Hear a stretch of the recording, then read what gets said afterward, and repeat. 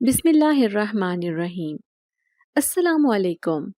چاروں طرف آگ کے شعلے بھڑک رہے تھے۔ ہر کوئی اس بھڑکتی آگ کے قریب جانے سے ڈر رہا تھا۔ یہ گاؤں کے ایک گھر کا منظر تھا جس کو آگ نے پوری طرح سے اپنے لپیٹ میں لے لیا تھا۔ یہ بھڑکتی آگ کیسے لگی تھی کوئی بھی نہیں جانتا تھا۔ تبھی ایک گاؤں کا آدمی دوسرے آدمی سے بولا کہ یار ہمیں اس آگ کو بجھانا چاہیے۔ وہ سب لوگ باری باری آگ کو بجھانے کی بھرپور کوشش کرنے لگے مگر سبھی ناکام ہو رہے تھے کیونکہ آگ بجھنے کا نام ہی نہیں لے رہی تھی۔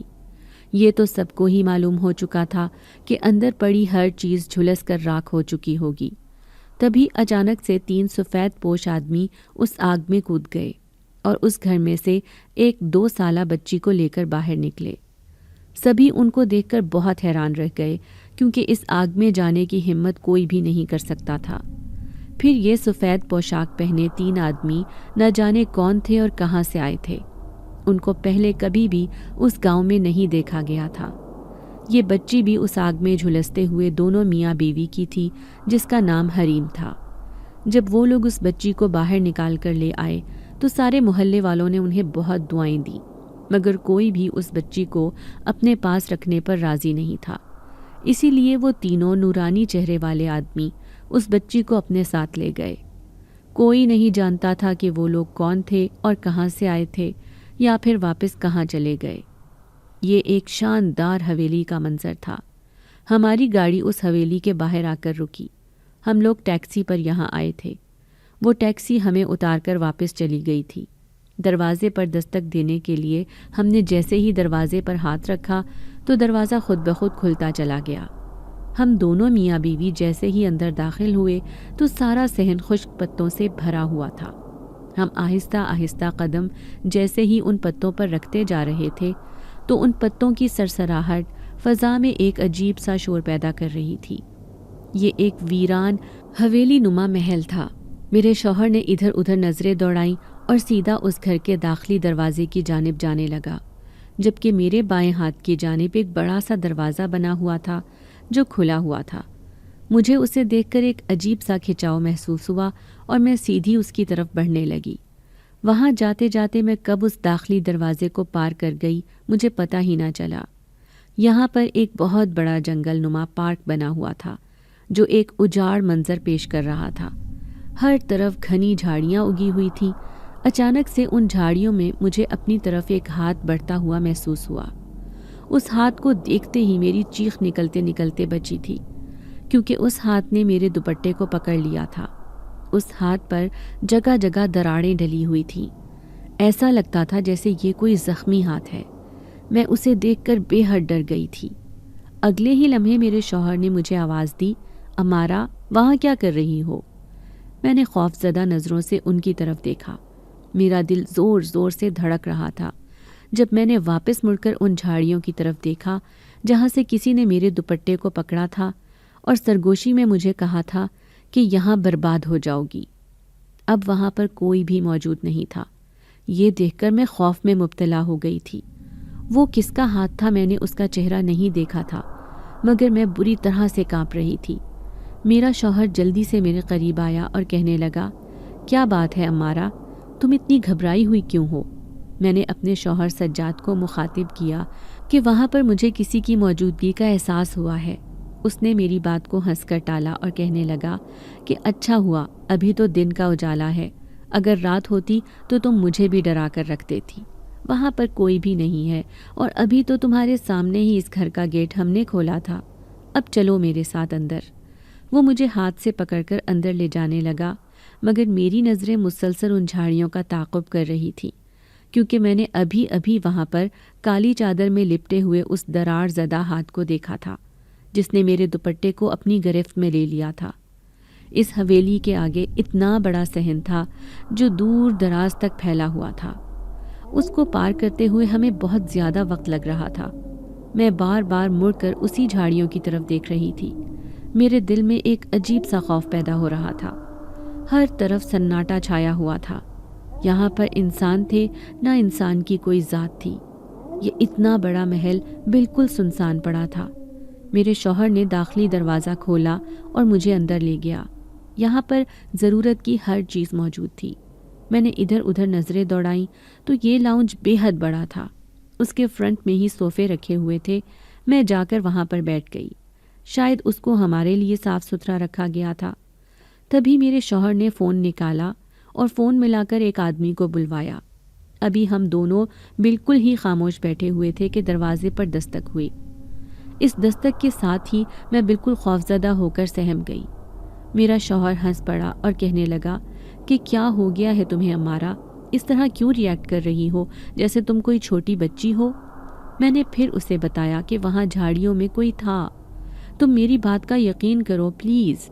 مگر اس نے میری بات کا یقین نہیں کیا۔ میں نے اس سے کہا کہ کیا ضرورت تھی یہاں اتنی دور آنے کی؟ یہاں تو بالکل بھی آبادی نہیں ہے اور اتنا سنسان علاقہ ہے۔ وہ کہنے لگا کہ ہمیں اپنے بچے کا علاج بھی تو کروانا تھا، کیونکہ اتنے سالوں سے ہم لوگ اولاد کی نعمت سے محروم ہیں، اس لیے پیسے بھی تو کمانے تھے۔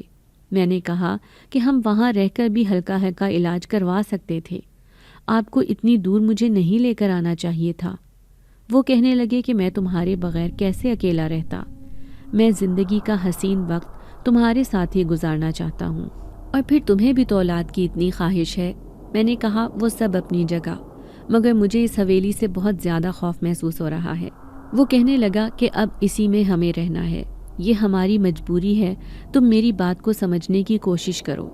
سجاد نے دروازہ کھولا تو وہ آدمی گھر میں داخل ہوا اور کہنے لگا کہ آئیں میڈم اور صاحب جی، میں آپ کو گھر کی تفصیلات بتاتا ہوں۔ میرا شوہر اٹھ کر اس کے ساتھ گھر کا جائزہ لینے لگا۔ میں بھی آہستہ آہستہ قدم اٹھاتی ان کے پیچھے چل دی۔ اس آدمی نے کہا کہ یہ جو نیچے کونے پر کمرہ بنا ہوا ہے، اس کو آپ نے بالکل نہیں کھولنا، یہ مالک مکان نے اپنے سامان کے لیے منتخب کیا ہے، اس میں ان کا سامان پڑا ہوا ہے، اسی لیے اس پر تالا لگا ہوا ہے۔ اگر آپ کہیں تو میں اس کا تالا ہٹا دیتا ہوں، مگر آپ کو اس میں دخل اندازی بالکل نہیں کرنی۔ جو سامان وہاں رکھا ہے وہیں پر پڑا ہونا چاہیے۔ میرے شوہر سجاد نے کہا کہ ہاں، ہمارے ساتھ ویسے بھی کوئی بچے نہیں ہیں جو یہاں جائیں گے، آپ بے فکر رہیں، ہم اس کمرے کی طرف نہیں جائیں گے۔ مجھے اس کمرے سے ایک عجیب سی وحشت ہو رہی تھی۔ ہم لوگوں نے باقی بھی سارے گھر کا جائزہ لے لیا۔ کچھ ہی دیر بعد وہ آدمی یہاں سے جا چکا تھا۔ سجاد نے اپنا لیپ ٹاپ نکالا اور کمرے میں چلے گئے۔ اس گھر میں بہت سارے کمرے بنے ہوئے تھے، مگر جس کمرے کو اس مالک مکان نے کھولنے کے لیے منع کیا تھا وہ بالکل کچن کے ساتھ ہی بنا ہوا تھا۔ سجاد نے مجھے کہا کہ میں بہت تھک گیا ہوں، تم چائے بنا دو۔ میں نے سامان کھولا اور کچن میں چلی آئی۔ میری نظریں بار بار خود بخود اس کمرے کی طرف اٹھ رہی تھیں جس کو کھولنے سے اس آدمی نے منع کیا تھا۔ میں نے جلدی جلدی سے چائے بنائی اور کمرے میں آ گئی۔ ہم دونوں نے چائے پی۔ سجاد اپنے آفس کے کاموں میں مگن ہو گئے۔ ان کا آفس یہاں سے بہت قریب تھا، اسی لیے انہوں نے یہیں پر کرائے کا گھر لے کر شفٹ ہونے کا فیصلہ کیا تھا۔ یہ نوکری ان کو آن لائن ڈھونڈنے پر ملی تھی۔ یہ علاقہ کافی سنسان تھا، اسی لیے یہاں پر نوکری کرنے کے لیے اچھی خاصی تنخواہ متعین کی گئی تھی۔ سجاد نے اس لیے بھی حامی بھر لی تھی کیونکہ ہمارے حالات بہت برے چل رہے تھے۔ میری 5 سال سے کوئی بھی اولاد نہیں ہو رہی تھی۔ لوگ یہی کہتے کہ کسی اچھے ڈاکٹر سے اپنا چیک اپ کرواؤ اور علاج شروع کر دو تاکہ وقت پر تم دونوں کو اولاد جیسی نعمت مل جائے۔ ہمارے اخراجات ہی پورے نہیں ہو رہے تھے کہ ہم کیسے علاج کرواتے۔ سجاد نے ہر جگہ اپنی نوکری کے کاغذات دیے تھے۔ وہ ایک پرائیویٹ جاب کرتے تھے، کسی فیکٹری میں ماہانہ 15,000 روپے ان کی سیلری تھی۔ ہمارا گزارا بالکل بھی اس میں ناممکن تھا، مگر جیسے تیسے زندگی کی گاڑی چل ہی رہی تھی۔ گھر بھی کرائے کا تھا، مالک مکان بہت اچھا تھا، اسی لیے وہ کچھ نہ کہتا۔ میں بھی سلائی کڑھائی کر کے سجاد کا ہاتھ بٹاتی تھی، مگر اب لوگوں کی باتوں نے ہمارا جینا محال کر دیا تھا۔ یہی سوچ کر سجاد نے یہی فیصلہ کیا تھا کہ میں کوئی ایسی نوکری کروں گا جس سے ہمارا گھر بھی اچھے سے چل سکے اور ہم اپنے بچے کے لیے علاج بھی کروا سکیں۔ سجاد اس نوکری کو پا کر بے حد خوش تھے۔ میرا سجاد کے علاوہ اس دنیا میں اور کوئی نہیں تھا۔ والد کا انتقال میرے بچپن میں ہی ہو گیا تھا۔ ماں بوڑھی تھی، شادی کے چند ماہ بعد بھی ان کا انتقال ہو گیا۔ سجاد کو بچپن میں ان کی نانی نے پالا تھا، کیونکہ ان کے والدین کا بھی ایک روڈ حادثے میں انتقال ہو گیا تھا۔ यूं हम दोनों का उस दुनिया में एक दूसरे के अलावा कोई भी नहीं था। हम लोगों को औलाद की बहुत ज़्यादा चाहत थी, मगर न जाने इसमें अल्लाह ताला की क्या मसलहत छुपी हुई थी कि उसने हमें अभी तक औलाद जैसी नेमत से महरूम रखा था। अगले दिन सज्जाद फ्रेश होकर ऑफिस जाने लगे। मैंने भी सवेरे ही उठकर घर के कामकाज करना शुरू किए। ये घर बेहद बड़ा था। मैंने सज्जाद से मना भी किया था कि मुझे बड़े घरों से वहशत होती है, क्योंकि मैंने अपनी सारी उम्र एक छोटे से मकान में गुजारी थी। शादी के बाद भी किराए का घर था जो सिर्फ 2 कमरों पर मुश्तमिल था। जिंदगी में पहली बार मैंने इतना बड़ा घर देखा था। सज्जाद कहने लगे, मेरी तो शुरू से ही ख्वाहिश थी कि हमारा अपना घर हो जो किसी महल से कम ना हो।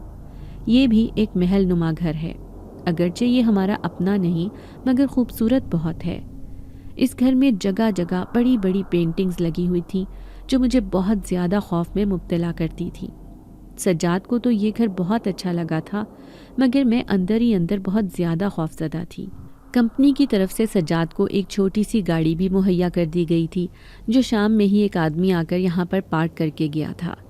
मैंने सज्जाद को नाश्ता बना कर दिया। सज्जाद ने कहा कि आज दिन में ही घर की ग्रॉसरी लेता आऊँगा। तुम्हें किसी भी चीज़ के लिए फ़िक्रमंद होने की ज़रूरत नहीं है, अपना मोबाइल ऑन रखना। यह इलाका आबादी पर मुश्तमिल नहीं था। यहाँ पर इक्का दुक्का लोग ही अपने काम से इस सड़क से गुजरते थे, वरना तो लोगों का आना जाना भी नहीं था। यहाँ से कुछ ही फासले पर सज्जाद का ऑफिस बना हुआ था। मुझे इस वक्त सज्जाद को परेशान करना मुनासिब नहीं लग रहा था, क्योंकि कल भी सारा दिन हम दोनों की सिर्फ इसी बात पर बहस होती रही कि मैं सज्जाद से कहती रही, आपको यहाँ पर नौकरी नहीं करनी चाहिए थी। सज्जाद पर एक जुनून सवार था कि वो अच्छा खासा पैसा जमा करें और मुझे ज़िंदगी की सारी आसाइशें दे सके। मैंने सज्जाद से कहा कि आप दोपहर में जल्द ही वापस आइएगा। उसने कहा कि हाँ, तुम लंच बना कर रखना, हम साथ ही लंच करेंगे। हम दोनों का वक्त एक साथ बहुत अच्छा गुजर रहा था। सज्जाद तैयार होकर ऑफिस के लिए निकले तो मैंने भी कमरे का रुख किया। अचानक मेरी नज़र ड्रेसिंग टेबल पर गई तो सज्जाद का मोबाइल वहीं पर पड़ा हुआ था। मैंने जल्दी से फ़ोन उठाया और सज्जाद के पास जाने लगी। जैसे ही मैंने कमरे का दरवाज़ा खोला तो दरवाज़ा बाहर से लॉक था। मैंने 3-4 मरतबा कोशिश की मगर नाकाम रही। न जाने किस तरह दरवाज़ा लॉक हो गया था। मैं उसे मुसलसल खोले जा रही थी, मगर दरवाज़ा था कि खुलने का नाम ही नहीं ले रहा था। फिर अचानक ही ज़ोरदार तरीके से दरवाज़ा खुला। सामने सज्जाद को देखकर मेरी सांस में सांस आई। उसने कहा कि मैं अपना मोबाइल तो यहीं भूल गया था। मैंने कहा, हाँ, मैं भी आपको मोबाइल ही देने आ रही थी। तो वो कहने लगा, फिर इतनी देर क्यों कर दी? मैं उनसे कहने ही वाली थी कि दरवाज़ा खुद ब खुद लॉक हो गया था, मगर वो इतनी जल्दी में थे कि मेरी कोई बात सुनने के लिए वहाँ पर रुके ही नहीं। मैं जल्दी से बाहर आई। अब तो मुझे बेडरूम में जाते हुए भी खौफ महसूस हो रहा था।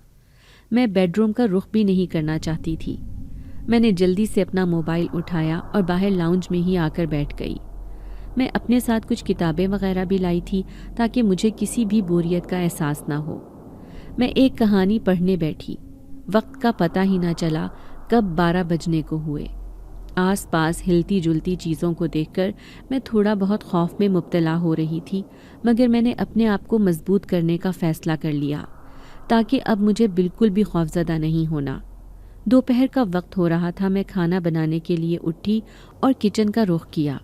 कुछ ही देर में सज्जाद आने वाले हैं। अभी मैंने फ्रिज से अंडे निकाल कर तोड़े और बाउल में डाले ही थे कि मुझे अचानक एक छोटी बच्ची की आवाज़ें आना शुरू हुई। दरवाज़ा खोलो, दरवाज़ा खोलो। ये आवाज़ें यकीनन उसी कमरे से आ रही थीं जिसको खोलने से मालिक मकान ने मना किया था। ये बात मेरे पैरों तले से ज़मीन निकालने के लिए काफ़ी थी कि यहाँ पर किसी इंसान की मौजूदगी थी। मैं आहिस्ता आहिस्ता कदम बढ़ाती उस कमरे की तरफ गई जिस पर अब सिर्फ कुंडी ही थी। मैं देखना चाहती थी कि कमरे में कौन है। मेरे हाथ बुरी तरह से कांप रहे थे। मैंने जैसे ही दरवाज़ा खोला तो मेरी आंखों के सामने जो मंजर था उसने मुझे हिला कर रख दिया था। मेरी आंखों के सामने एक 8 साला बच्ची खड़ी थी जिसने मुझे देखते ही मुझे गले से लगा लिया। मैं उसे कहने लगी, बेटा आप कौन हो और यहाँ क्या कर रही हो? तो वो कहने लगी कि मैं पिछले 6 साल से इसी कमरे में रह रही हूँ। میں نے اس سے پوچھا کہ آپ کے ماما پاپا کہاں ہیں اور آپ کس کے ساتھ رہتی ہو؟ اس نے مجھے کوئی بھی جواب نہیں دیا۔ وہ کہنے لگی کہ اب آپ آ گئی ہیں، اب میں آپ کے ساتھ رہوں گی۔ وہ مجھے دیکھ کر بے حد خوش ہوئی۔ اس چھوٹی سی بچی کی موجودگی مجھے بہت حیران کر گئی۔ آخر وہ کس طرح اس گھر میں آئی تھی اور کیسے رہ رہی تھی؟ اس مالک مکان نے تو ہمیں بالکل بھی یہ نہیں بتایا تھا کہ اس کی بچی یہاں پر رہتی ہے، اور وہ اکیلے کس طرح یہاں آ سکتی تھی؟ یہ علاقہ تو بہت ویران تھا۔ میں نے اس سے کہا کہ کیا آپ کو بھوک لگ رہی ہے؟ اس نے کہا ہاں۔ میں نے جلدی سے انڈا پراٹھا بنا کر اس کے آگے رکھا۔ وہ جھٹ سے کھا گئی۔ وہ بہت پیاری بچی تھی، اسے دیکھ کر مجھے اس پر بہت پیار آ رہا تھا، مگر میں بہت خوفزدہ بھی تھی کہ وہ بچی آخر یہاں کیسے آئی۔ کچھ ہی دیر میں دروازے پر دستک ہوئی۔ میں نے آہستہ قدموں کے ساتھ جا کر دروازہ کھولا تو سامنے 3 آدمی کھڑے تھے جنہوں نے ایک ہی جیسے لباس پہنے تھے۔ وہ مجھ سے کہنے لگے کہ آپ سے پہلے ہم یہاں رہتے تھے، ہماری بچی یہاں پر ہے، ہمیں وہ واپس کرو۔ اب کیونکہ مالک مکان نے یہ مکان آپ کو کرائے پر دے دیا ہے، اس لیے ہم یہاں سے جا رہے ہیں۔ میں ان سے کہنے لگی کہ پہلے تو میں نے آپ کو یہاں نہیں دیکھا۔ تو وہ کہنے لگے کہ ہم اسی کمرے میں اپنی بچی کے ساتھ رہتے تھے۔ میں نے ایک نظر اس بچی کو دیکھا جو ان کے جیسی ہرگز نہیں تھی۔ وہ لمبے چوڑے وجود کے آدمی تھے اور ان کی آنکھیں بہت گہری کالی تھیں اور لمبے لمبے بال جو ان کے شانوں تک آ رہے تھے، مگر وہ بچی بالکل معصوم تھی۔ میں بہت خوف میں مبتلا تھی۔ میں ان سے کوئی بھی سوال اور جواب نہیں کر سکتی تھی۔ وہ تینوں اس بچی کے پاس آئے اور کہنے لگے کہ حریم ہمارے ساتھ چلو۔ حریم ان کے ساتھ جانے سے انکاری تھی۔ حریم کہنے لگی کہ میں انہی کے ساتھ رہوں گی۔ حریم کی انگلی کا اشارہ میری طرف تھا۔ وہ اس سے کہنے لگے کہ بیٹا ہم تمہیں لینے آئے ہیں، تم ہمارے ساتھ ہی رہو گی۔ ہم پچھلے 8 سال سے تمہاری حفاظت کر رہے ہیں، اب کیسے ممکن ہے کہ ہم تمہیں کسی اور کے بھروسے چھوڑ دیں؟ حریم بھاگ کر میرے پاس آئی اور میرے دوپٹے میں چھپنے لگی۔ میں ان سے کہنے لگی کہ اگر آپ کے ساتھ کوئی عورت نہیں ہے تو کوئی بات نہیں، میں حریم کا اچھے سے خیال رکھوں گی، آپ لوگ فکر نہ کریں۔ اگر وہ آپ کے ساتھ نہیں جانا چاہتی تو آپ اسے میرے ساتھ رہنے دیں۔ وہ کہنے لگے کہ اس کے لیے تمہیں ہم سے ایک وعدہ کرنا ہوگا۔ میں نے کہا کیسا وعدہ؟ وہ کہنے لگے کہ تم ہمارا ذکر اپنے شوہر سے نہیں کرو گی۔ میں ان سے کہنے لگی کہ آخر اس میں کیا راز چھپا ہے کہ میں آپ کا ذکر نہ کروں؟ وہ کہنے لگے ہم کوئی انسان نہیں بلکہ جنات ہیں، مگر اس بچی سے تمہیں ڈرنے کی بالکل ضرورت نہیں ہے کیونکہ یہ تمہارے ہی جیسی ایک انسانی بچی ہے۔ ان کی بات نے مجھے ایک عجیب سے خوف میں مبتلا کر دیا تھا۔ میری آنکھوں کے سامنے 3 جنات کھڑے تھے اور ان کے پاس ایک انسانی بچی کا ہونا بہت ہی عجیب تھا۔ وہ کہنے لگے اگر تم اس بچی کا خیال رکھو گی تو ہم تمہیں ہر وہ چیز مہیا کریں گے جس کی تم خواہش رکھتی ہو۔ میرے لب پر بس ایک ہی بات آ گئی کہ مجھے اولاد کی خواہش کے علاوہ اور کوئی خواہش نہیں۔ وہ کہنے لگے کہ تمہیں اس کے لیے فکر مند ہونے کی ضرورت نہیں ہے۔ جب یہ بچی 16 سال کی ہو جائے گی تو تم حاملہ ہو جاؤ گی، تب تک تمہیں اس کی حفاظت کرنی ہوگی، اسے ہر اچھے اور برے کی سمجھ دینی ہوگی، تمہیں اس کی تربیت کرنی ہوگی۔ میں نے ان سے وعدہ کر لیا کہ میں ایسا ہی کروں گی۔ یہ کہہ کر وہ تینوں وہاں سے چلے گئے، مگر ایک بات وہ لوگ مجھے سمجھا گئے کہ جب کبھی تمہیں ہماری ضرورت ہو تم اسی کمرے میں جا کر دیوار پر لگی گھڑی پر ہاتھ رکھنا، ہم حاضر ہو جائیں گے۔ اب میرے خوف میں تھوڑی کمی آئی تھی۔ میں حریم کے ساتھ بہت خوش تھی۔ حریم بھی مجھے دیکھ کر بے حد خوش تھی۔ حریم کہنے لگی کہ مجھے آپ کے ساتھ رہنا ہے، مجھے کہیں بھی نہیں جانا۔ میں نے اس سے کہا کہ ہاں آج سے میں ہی آپ کی مما ہوں۔ حریم نے یہ سنتے ہی مجھے گلے لگا لیا۔ میں حریم کی حقیقت نہیں جانتی تھی کہ حریم کون ہے اور کہاں سے آئی ہے اور حریم کا ان جنات کے ساتھ کیا تعلق ہے۔ دوپہر کا وقت ہو رہا تھا۔ حریم صوفے پر بیٹھی تھی، میں سجاد کے لیے کھانا بنانے میں مصروف تھی۔ اچانک دروازے پر دستک ہوئی۔ میں نے دروازہ کھولا تو سامنے سجاد ہی کھڑے تھے۔ میں سوچنے لگی کہ اب میں سجاد کو حریم کے لیے کیا بتاؤں گی۔ سجاد گھر میں داخل ہوئے، حریم کو دیکھ کر وہ عجیب سی شکل بنا کر مجھے دیکھنے لگے اور کہنے لگے کہ یہ کون ہے؟ میں نے کہا کہ یہ بچی ایک عورت یہاں پر چھوڑ گئی ہے، اس کا اس دنیا میں کوئی بھی نہیں ہے۔ اس نے کہا کہ میری بچی کا آپ لوگ خیال رکھیں، میں واپس آ کر اسے اپنے ساتھ لے جاؤں گی۔ آگے کا مجھے نہیں پتا کہ وہ یہاں کیوں چھوڑ گئی ہے اپنی بچی کو۔ سجاد مجھ سے خفا ہونے لگے اور کہنے لگے کہ تم کس طرح کسی کی بھی بچی کو اپنے پاس رکھ سکتی ہو۔ میں نے کہا کہ وہ عورت بہت غریب تھی، میرے آگے منتیں کرنے لگی۔ میں بھی اکیلی تھی، اسی لیے میں نے اس کی بچی کو رکھ لیا۔ آج پہلی بار میں نے اپنے مقصد کے لیے سجاد سے جھوٹ بولا تھا، کیونکہ ان جنات نے مجھ سے وعدہ کیا تھا کہ اس بچی کے 16 سال کے ہوتے ہی میں حاملہ ہو جاؤں گی، جس کے لیے مجھے 8 سال انتظار کرنا تھا۔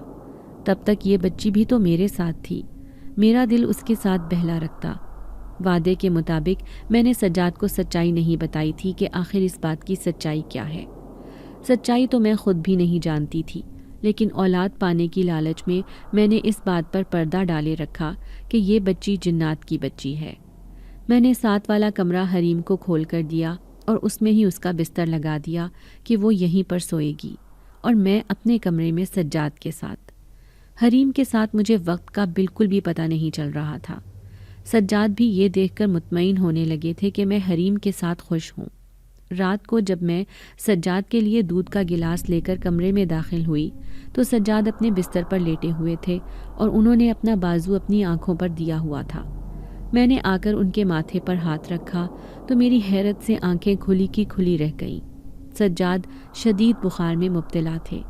میں نے جلدی سے ان کے دوست کو کال ملائی جس کے توسط سے ہمیں یہ گھر کرائے پر ملا تھا۔ وہ بھی اس علاقے میں قریب ہی رہتا تھا۔ میں باہر آ کر مسلسل اس کا انتظار کرنے لگی۔ وہ 20 منٹ کے اندر اندر ہمارے گھر پہنچ چکا تھا۔ میں نے اسے بتایا کہ سجاد کی طبیعت بہت خراب ہو رہی ہے۔ ہم دونوں اسے لے کر ہسپتال گئے۔ حریم بھی میرے ساتھ ہی تھی۔ پہلے تو اس کی نظر حریم پر نہیں گئی، مگر جب ہم ہسپتال میں تھے تو اس نے مجھ سے حریم کے بارے میں سوال کیا کہ بھابی یہ کون ہے؟ میں نے کہا یہ حریم ہے۔ میں نے وہی کہانی اس کو بھی بتائی جو میں نے سجاد کو بتائی تھی۔ میں نہیں چاہتی تھی کہ میں اس کو حقیقت بتا کر اپنے لیے کوئی نئی مصیبت پیدا کروں۔ میں نے ان جنات سے وعدہ کیا تھا کہ میں ان کی بات کا راز ہی رکھوں گی اور حریم کی حقیقت کسی کو بھی نہیں بتاؤں گی۔ میں نے اپنے شوہر کے دوست کے آگے ہاتھ جوڑے اور اس سے کہنے لگی کہ مجھے اس حویلی میں کچھ گڑبڑ معلوم ہوتی ہے، آپ پلیز ہماری اس حویلی سے جان چھڑائیں۔ اس نے کہا کہ تم لوگ میرے گھر پر چلو۔ میں نے پہلے بھی اس حویلی کے بارے میں بہت کچھ سن رکھا تھا۔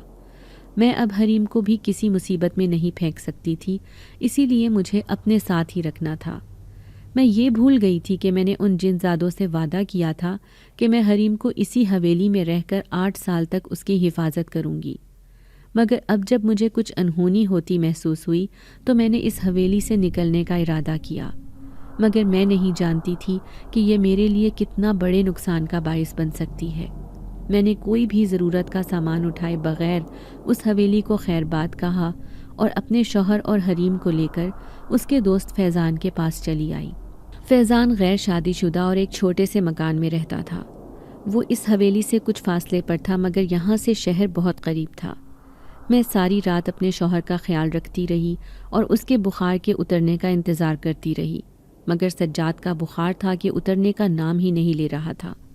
میں نے سجاد کو کئی مرتبہ سمجھایا تھا کہ ہمیں اس حویلی کو چھوڑ دینا چاہیے، مگر وہ میری کسی بھی بات پر یقین نہیں کرتے تھے۔ اب ان کی اپنی ہی زندگی خطرے میں پڑ چکی تھی۔ ہم نے ایک ویران علاقے اور ایک ویران گھر کا انتخاب کر کے بہت بڑی غلطی کی تھی۔ ہم 2 وقت کی روٹی کھا رہے تھے، وہی بہت تھا۔ زیادہ کے لالچ نے ہمیں مصیبتوں میں مبتلا کر دیا تھا، اور پھر حریم کا اس طرح ہماری زندگی میں داخل ہونا بہت ہی عجیب تھا۔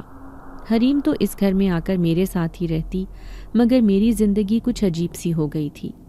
میرے دل میں بے سکونی پیدا ہوتی گئی، جس کی وجہ سے مجھے ایک پل کا بھی چین نہیں آ رہا تھا۔ ایک طرف اپنے شوہر کی بگڑتی طبیعت تو دوسری طرف ان 3 جن زادوں کا خوف مجھے اندر ہی اندر وحشت زدہ کر رہا تھا۔ فیضان کو بالکل بھی اعتراض نہ تھا، ہم جب تک چاہتے یہاں پر رہ سکتے تھے، کیونکہ وہ سجاد کا کافی پرانا دوست تھا۔ وہ ساری رات میری جاگ کر ہی گزری تھی، ایک لمحے کو بھی میری آنکھ نہ لگی تھی۔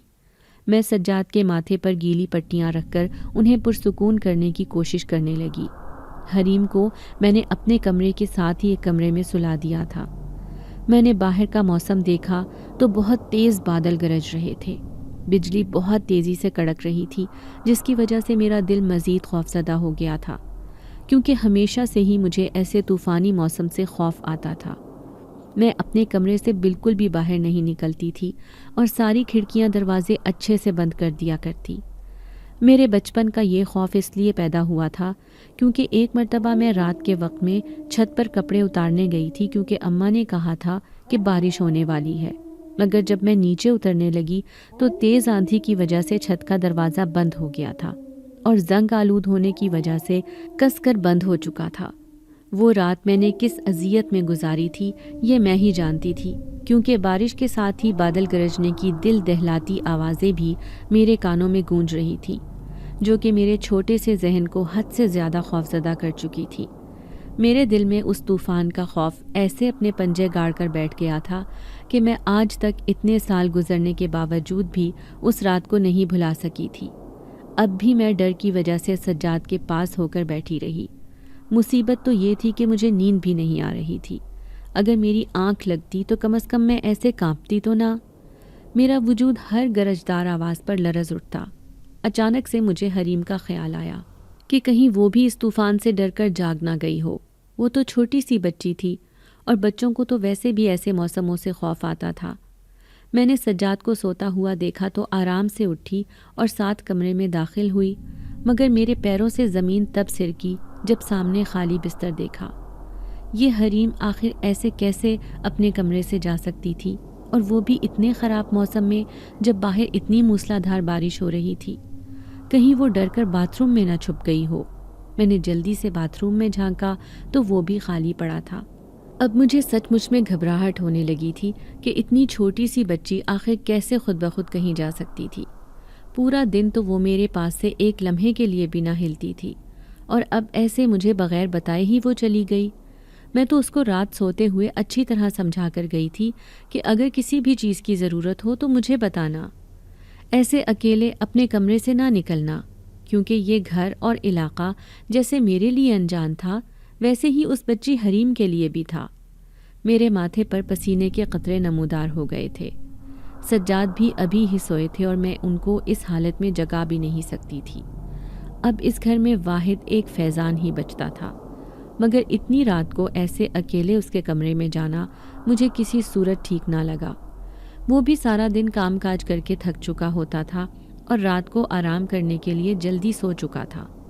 میں خود اس خراب موسم میں باہر جانے سے گھبرا رہی تھی، ورنہ کب کی دوڑ کر باہر چلی جاتی، مگر جب پورا گھر چھاننے کے بعد بھی مجھے حریم نہ ملی تو مجبوراً مجھے باہر نکلنا پڑا۔ میں نے خود کو ایک بڑی چادر میں لپیٹ لیا تھا اور ایک چھتری لیتی آہستہ قدم اٹھاتی نکلی۔ میری ٹانگوں میں واضح لرزش تھی۔ داخلی دروازہ کھلا تو تیز ہوا کا جھونکا میرے جسم سے ٹکرایا۔ مجھے شدید قسم کی سردی لگنے لگی تھی، مگر اس وقت جلد از جلد حریم کو ڈھونڈنا تھا۔ وہ میرے پاس ان 3 جنات کی امانت تھی۔ اگر اس کو کچھ ہو جاتا تو وہ تینوں نہ جانے میرے ساتھ کیسا سلوک کرتے۔ وہ تو اسی دن اس کو اپنے ساتھ لے جانا چاہ رہے تھے، مگر میرے ہی مجبور کرنے پر وہ راضی ہوئے تھے، وہ بھی اس شرط پر، مگر اب اس کے ایسے غائب ہو جانے سے میرا دل بیٹھا جا رہا تھا۔ میں اس آندھی میں بہت مشکل سے چلتی جا رہی تھی اور ساتھ ساتھ چلا کر حریم کو آواز دیتی گئی کہ بیٹا حریم، تم کہاں ہو؟ پلیز جہاں بھی ہو جلدی سے اپنی مما کے پاس آ جاؤ۔ مما آپ کے لیے بہت پریشان ہیں بیٹا۔ میری آنکھوں میں آنسو آ گئے تھے کہ اتنے عرصے بعد ایک بچی ملی تھی اور وہ بھی ایسے اچانک سے غائب ہو چکی تھی۔ میں اتنی پریشان ہو چکی تھی کہ تیز ہوا کی وجہ سے میرے ہاتھ سے چھتری چھوٹ کر نیچے گر گئی تھی اور لمحوں میں بھیگ چکی تھی۔ میرا وجود اس ٹھنڈے پانی کی وجہ سے یخ پڑنے لگا تھا۔ میرا خوف بھی بڑھتا جا رہا تھا۔ میں جگہ جگہ ماری ماری پھر رہی تھی اور حریم کو پکارتی جا رہی تھی۔ اب تو مجھ میں مزید چلنے کی ہمت بھی نہ بچی تھی۔ آج کا سارا دن ویسے ہی سجاد کے ساتھ ہسپتال میں بھاگ دوڑ کی وجہ سے گزرا تھا۔ میں نے اسی وجہ سے ایک لقمہ تک اپنے اندر نہیں اتارا تھا، اور اوپر سے حریم کے اچانک سے غائب ہو جانے سے میرا حال مزید خراب ہوتا گیا۔ مجھے اب چکر آنے لگے تھے۔ میرا بی پی مسلسل پورا دن بھوکا رہنے کی وجہ سے لو ہو چکا تھا۔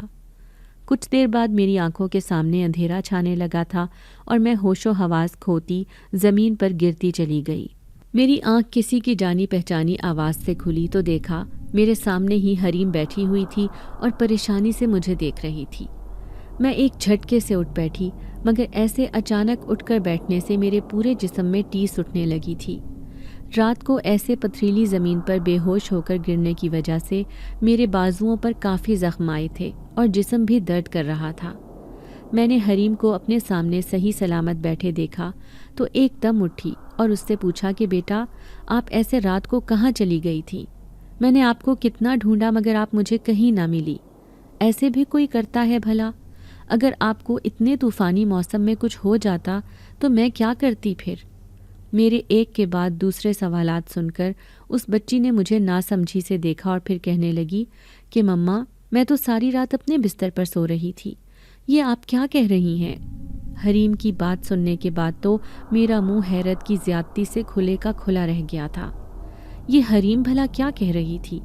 میں نے اچھی طرح سے گھر کا چپا چپا چھان مارا تھا مگر وہ مجھے کل رات کہیں نہ ملی تھی۔ میں نے اپنے آپ پر غور کیا تو میں اس وقت حریم کے ہی کمرے میں سوئی ہوئی تھی، جبکہ مجھے اچھے سے یاد تھا کہ کل رات میں چکر کھاتی زمین پر گر کر بے ہوش ہو گئی تھی۔ آخر مجھے کون ایسے اٹھا کر کمرے میں لایا تھا؟ میں تو ایک کے بعد ایک اپنے ساتھ ہوتے پراسرار واقعات کی وجہ سے چکرا کر رہ گئی تھی۔ یہ سب کچھ اس پراسرار حویلی میں جانے کے بعد سے ہی شروع ہوا تھا۔ میں سمجھ گئی تھی کہ ضرور مجھے یہاں پر کوئی پراسرار مخلوق لائی تھی۔ حریم کو بھی وہی لے کر گئے ہوں گے، اور اب ایسے اچانک سے اس کا یہاں آ جانا مجھے حیران کر گیا تھا۔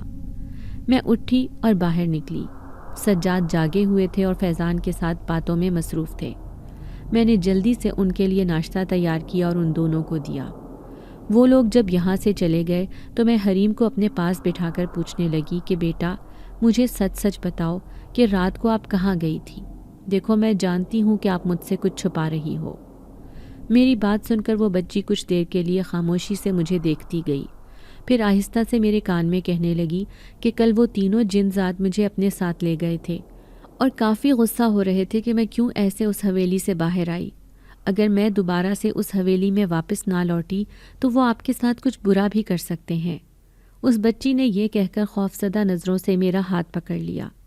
مجھے ایسا لگا جیسے وہ اس بات سے ڈر گئی تھی کہ وہ جن ذات مجھے نقصان پہنچا دیں گے۔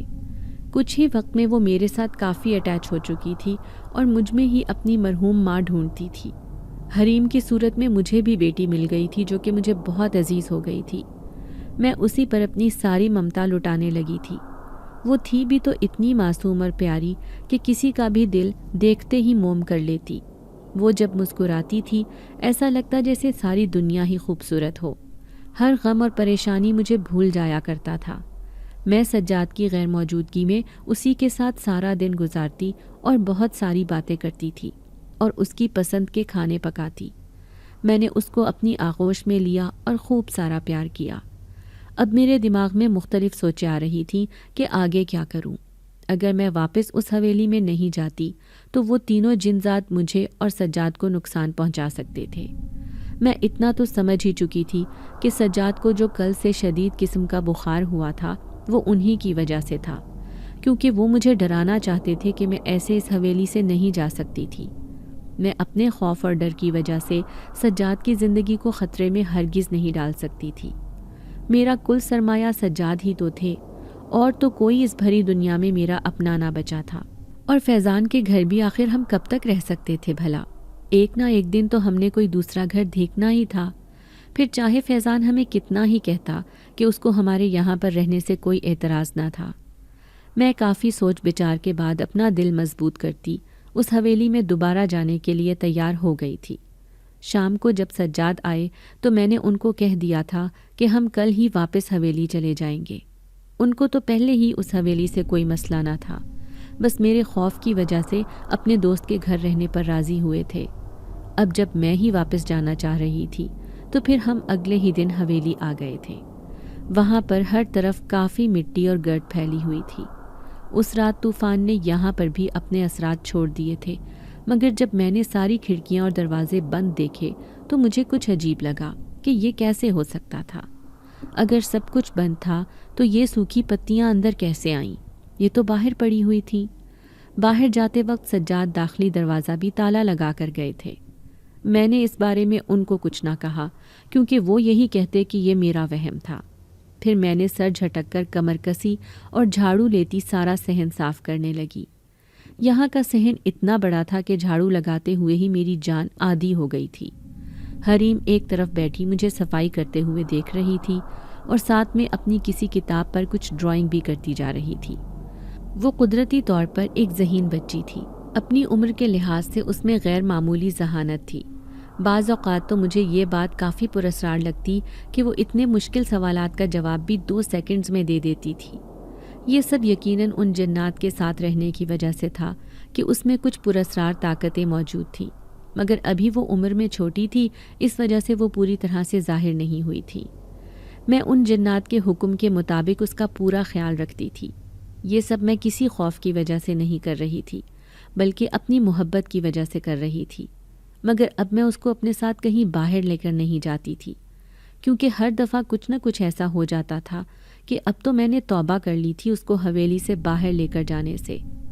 ایک مرتبہ میں صبح کے وقت سجاد کے کام پر جانے کے بعد سارے کاموں سے فارغ ہو کر حریم کو لیتی حویلی سے باہر نکلی۔ آج موسم کافی خوشگوار تھا، اس لیے ہم نے دھوپ لینے کا سوچا تھا۔ اس حویلی کے پاس ہی ایک بہت بڑا پارک تھا جہاں پر بہت سارے گھنے درخت تھے جو کسی جنگل جیسا منظر پیش کرتے تھے۔ ان درختوں پر کافی سارے پھل بھی تھے۔ میں نے جب تازہ امرود دیکھے تو میرے منہ میں بے اختیار پانی آ گیا تھا، حالانکہ مجھے اس پراسرار پارک میں آتے ہوئے کافی ڈر لگ رہا تھا، کیونکہ یہیں پر میں نے وہ جھریوں والا ہاتھ دیکھا تھا جس نے مجھے ڈرا کر رکھ دیا۔ آج میں نے اپنا دوپٹہ سختی سے پکڑا ہوا تھا کہ کہیں پھر سے وہ ہاتھ کہیں سے نہ آ جائے۔ میں نے حریم کا ہاتھ بھی سختی سے پکڑا ہوا تھا کہ کہیں وہ اس بڑے سے پارک میں مجھ سے کھو نہ جائے۔ میں بار بار ان امرود کے درختوں کی طرف دیکھ رہی تھی کیونکہ مجھے وہ کافی پسند تھے، مگر وہ اتنے اونچے تھے کہ میری پہنچ سے کافی دور تھے۔ حریم بھی میری نظر ان امرودوں پر دیکھ چکی تھی، اس لیے جلدی سے میرا ہاتھ چھڑوا کر اس درخت کے پاس گئی اور دیکھتے ہی دیکھتے اس درخت پر چڑھ گئی تھی۔ میری آنکھیں پھٹی کی پھٹی رہ گئی تھی جب ایک چھوٹی 8 سال کی بچی کو اتنی پھرتی سے درخت کے اوپر چڑھتا ہوا دیکھا۔ اتنی تیزی سے تو کوئی بہت ماہر انسان بھی نہ چڑھ سکے جیسے وہ چڑھی تھی۔ میں ڈر کر فوراً اس درخت کے پاس گئی اور اس کو نیچے آنے کا کہنے لگی، کیونکہ اس کی شاخیں بہت نازک تھیں، کسی بھی وقت آسانی سے ٹوٹ سکتی تھیں۔ میرا دل بیٹھا جا رہا تھا کہ اگر خدا نہ خواستہ وہ اس درخت سے گر گئی تو بہت زیادہ چوٹیں لگ جاتی۔ میں اس کو چلا چلا کر نیچے بلانے لگی، مگر وہ میری آواز انسنی کرتی پھرتی سے امرود توڑے جا رہی تھی اور اپنے پاس ہی جمع کر رہی تھی۔ جب کافی سارے امرود توڑنے کے بعد وہ نیچے اترنے لگی تو ایک دم سے اس کا پیر پھسلا، جس کو دیکھ کر میرا چہرہ لٹھے کی مانند سفید پڑ گیا تھا، کیونکہ وہ سر کے بل نیچے گر رہی تھی۔ میں بھاگ کر اس کو بچانے کے لیے درخت کے عین نیچے کھڑی ہوئی ہی تھی تاکہ اس کو کیچ کر سکوں، مگر جب سامنے کا پراسرار نظارہ دیکھا تو میرے رونگٹے کھڑے ہو گئے تھے، کیونکہ وہ بچی اب آرام سے کسی کی پناہوں میں تھی۔ کسی کالی چادر سے ڈھکے ہاتھ نے حریم کو مضبوطی سے تھام لیا تھا اور گرنے سے بر وقت روک لیا تھا۔ پھر اس ہاتھ نے اس کو آرام سے زمین پر اتار دیا تھا۔ یہ دیکھ کر میری جان میں جان آئی تھی کہ وہ صحیح سلامت تھی، مگر وہ ہاتھ اس بچی کو اتارتے ہی وہاں سے غائب ہو گیا تھا۔ میں نے جلدی سے حریم کا ہاتھ پکڑا اور اس کو لیتے ہوئے حویلی کی طرف دوڑ لگائی۔ گھر آ کر اس کو صحن میں صوفے پر بٹھایا اور اچھی طرح چیک کیا کہ کہیں اس کو کوئی چوٹ تو نہیں آئی، مگر وہ ٹھیک تھی۔ میں نے حریم کو دیکھا تو وہ کافی پرسکون تھی۔ اس کے چہرے پر کوئی ڈر یا خوف نہیں تھا، حالانکہ اتنی عمر کے بچے ایسے دل دہلاتے واقعے کے بعد کافی خوف زدہ ہو جایا کرتے تھے، مگر وہ تو مسکرا رہی تھی اور یہی کہہ رہی تھی کہ وہ ٹھیک ہے، اس کو کچھ نہیں ہوا اور میں پریشان نہ ہوں۔ میں نے اس کو کہا کہ میں کیسے فکر نہ کروں، اگر اس کو کچھ ہو جاتا تو؟ وہ کہنے لگی کہ مجھے کچھ نہیں ہو سکتا، کیونکہ میرے ساتھ ہر وقت میری حفاظت کے لیے کچھ پہرے دار موجود ہوتے ہیں جو مجھے ہر مصیبت سے بچا لیتے ہیں۔ میں نے خوف سے زرد پڑتے حریم سے پوچھا کہ تم کون سے پہرے داروں کی بات کر رہی ہو بیٹا؟ وہ کہنے لگی کہ وہ یہاں ہی ہیں، اس کے آس پاس ہی۔ میں نے ادھر ادھر دیکھا مگر مجھے کوئی دکھائی نہ دیا۔ اس کا مطلب وہ پہرے دار کوئی اندیکھی مخلوق ہی تھے جو حریم کی حفاظت کے لیے ان 3 جن زادوں نے اس حویلی میں رکھے تھے، مگر میں ان کو نہیں دیکھ سکتی تھی کیونکہ وہ صرف اور صرف حریم کو ہی نظر آ رہے تھے۔ میں اس کے بعد کچن میں چلی گئی کیونکہ لنچ تو تیار کر چکی تھی۔ کچھ دیر بعد سجاد بھی آ گئے تھے۔ ہم نے مل کر کھانا کھایا تھا۔ میں نے سجاد کو آج ہوئے واقعے کے بارے میں کچھ نہ بتایا تھا کیونکہ میں نہیں چاہتی تھی کہ وہ میری وجہ سے پریشان ہوں۔ ابھی تو زندگی دوبارہ سے اپنی نارمل روٹین پر واپس آئی تھی۔ پھر اگلے دن سے میں کوشش کرتی کہ حریم کو اس پارک میں نہ لے کر جاؤں۔ ہم بس باہر صحن میں ہی بیٹھے رہتے اور خوب ساری باتیں کرتے۔ اسی طرح آہستہ آہستہ وقت گزرتا گیا۔ سجاد کو یہاں نوکری کرتے ہوئے کافی عرصہ بیت گیا تھا۔ ان کی پروموشن بھی ہو گئی تھی۔ وہ چاہتے تو اپنے پیسوں سے خود کا گھر بھی لے سکتے تھے مگر میں نے ان کو منع کر دیا تھا کیونکہ اب میں اسی حویلی میں 8 سال گزارنا چاہتی تھی، کیونکہ شرط کے مطابق اگر میں 8 سال یہاں رہ کر حریم کی دیکھ بھال کرتی تو میں حاملہ ہو سکتی تھی۔ اب تو حریم مزید بڑی ہو گئی تھی۔ وہ ہر گزرتے دن کے ساتھ خوبصورت ہوتی جا رہی تھی۔ اس کے اندر ایک غیر معمولی کشش آ رہی تھی اور اس کی آنکھوں کا رنگ بھی سرخ ہوتا جا رہا تھا۔ اب جب وہ 16 سال کی ہو چکی تھی تو ایک دن اچانک سے میری طبیعت خراب ہوئی۔ سجاد مجھے ہسپتال لے کر گئے تو وہاں سے مجھے امید سے ہونے کی خوشخبری ملی۔ سجاد بے انتہا خوش تھے۔ ان کے تو پیر ہی زمین پر نہیں ٹک رہے تھے۔ میں نے ایک خوبصورت بیٹے کو جنم دیا تھا۔ ایک دن دروازے پر دستک ہوئی تو میں نے دیکھا وہ تینوں جن زاد کھڑے تھے۔ وہ حریم کو اپنے ساتھ لے جانے آئے تھے کیونکہ اب اس میں وہ سب طاقتیں آ گئی تھیں جن کی مدد سے انہوں نے ایک بہت بڑا عمل کر کے اپنے دشمنوں کو ختم کرنا تھا، جنہوں نے ان کے قبیلے کو کافی نقصان پہنچایا تھا۔ حریم ان کے ساتھ چلی تو گئی تھی مگر مجھ سے ملنے وہ ہر 2 دن بعد آ جایا کرتی۔ میں اب کافی زیادہ خوش رہنے لگی تھی کیونکہ اللہ نے میری گود ہری کر دی تھی اور مجھے اولاد کے سکھ سے نواز دیا تھا۔ میری محبت حریم کے لیے کبھی کم نہ ہوئی تھی اور وہ خود بھی جناتی دنیا میں چلے جانے کے باوجود مجھے ماں جیسی ہی محبت اور عزت دیا کرتی تھی۔ سجاد اور میں اپنے بیٹے کے ساتھ اسی حویلی میں مستقل شفٹ ہو گئے تھے کیونکہ انہوں نے اپنی کمائی سے یہ محل نما حویلی خرید لی تھی۔